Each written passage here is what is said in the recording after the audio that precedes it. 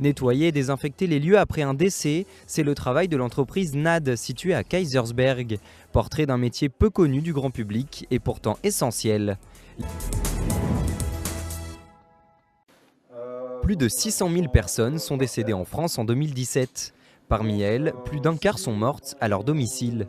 Julien Martel s'est spécialisé dans le bio-nettoyage et désinfection des lieux après un décès. Son entreprise NAD se trouve à Kaysersberg et Marine Zis nous en parle. Tout laisse à penser que l'on se trouve dans une série policière américaine, mais il s'agit bien d'un métier à part entière.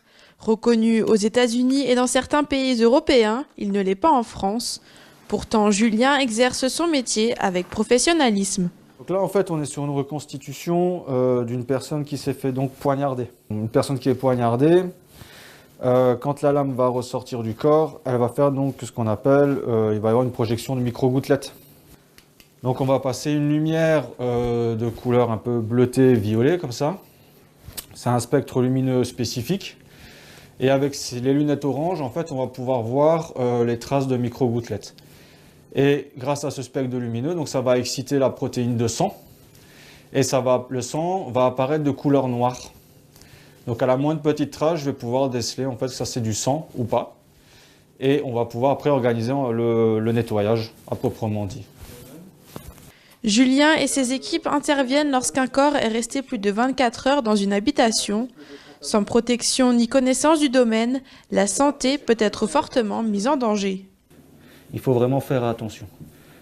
D'où c'est pour ça qu'il y a des sociétés spécialisées pour que vous puissiez vraiment retrouver un logement décontaminé en ayant respecté des normes. Nous, on a pour objectif, c'est de nettoyer le visible et l'invisible. D'où en fait ma recherche là. Pour s'exercer et tester différents procédés, Julien s'entraîne dans son laboratoire. Aujourd'hui, il désinfecte un sol couvert de sang depuis quelques jours. On va faire donc une opération de mouillage. Ça, c'est vraiment sur du sang qui a été coagulé. Ça va permettre donc de liquéfier de nouveau ce sang. À l'issue de ça, on va faire une opération de saupoudrage qui va permettre de gélifier le sang. Et en fait, on va répéter autant que nécessaire ces opérations-là. Et à partir du moment qu'on a bien réussi à enlever toutes ces couches et qu'on a bien répété ces opérations, on va pouvoir passer à ce qu'on appelle l'étape d'essuyage vraiment et après de finition. C'est aussi ici que Julien met en culture les prélèvements bactériologiques pour s'assurer de l'efficacité de son intervention. Rien n'est laissé au hasard.